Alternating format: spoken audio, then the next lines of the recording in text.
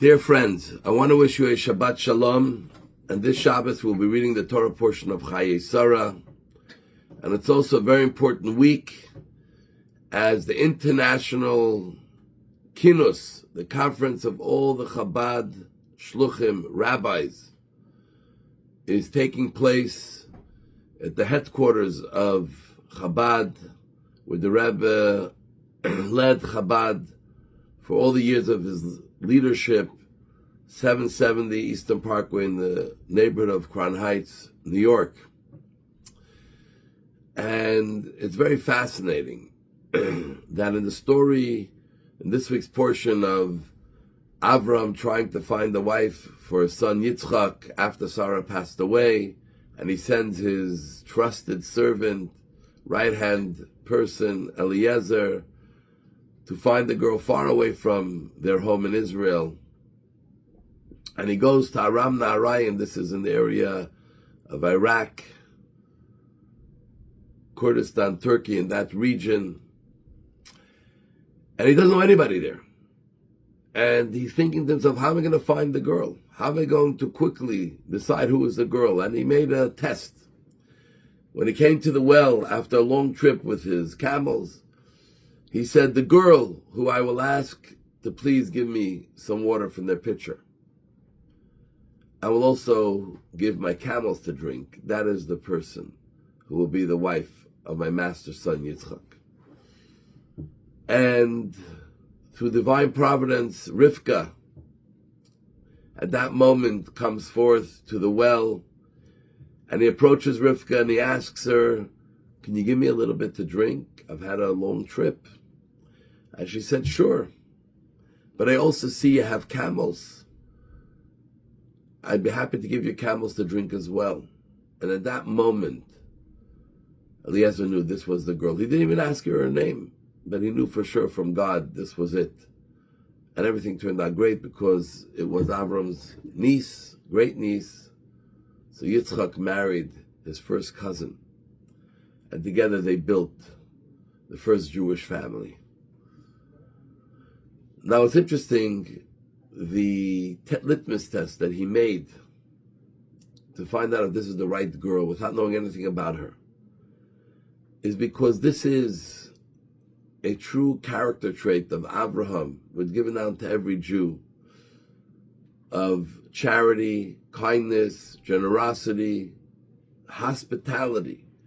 Because it's easy to write a check or to go out and give money and do something for someone outside your home.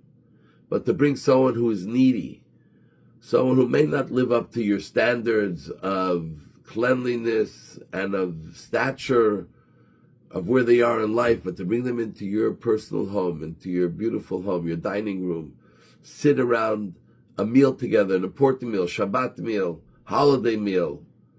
This is true generosity. To make them feel at home, to make them feel as if they're part of the family.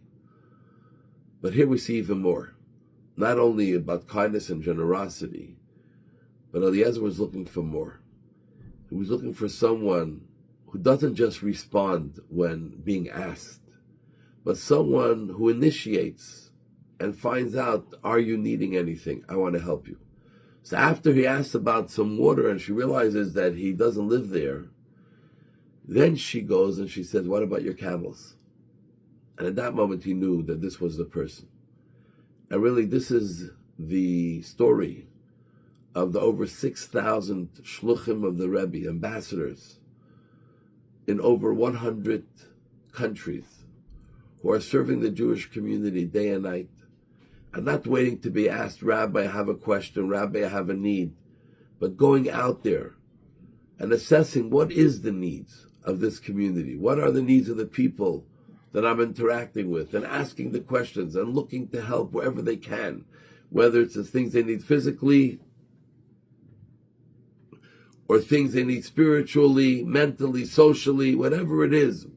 We are here to share and to help uplift and to bring together God's dear children, all the Jewish people, to feel united and as one, with one purpose, with one mission.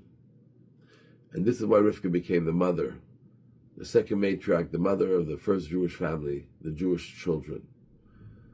May God give you the strength and the capacity to be able to carry out this type of generosity with passion, with love, with care, because then in turn God will give us His generosity of bringing us Mashiach, where everyone will truly feel like one, and the whole world will recognize and will join in and will bang down the doors. We want to be part of this great people who, though they are many, they're really one.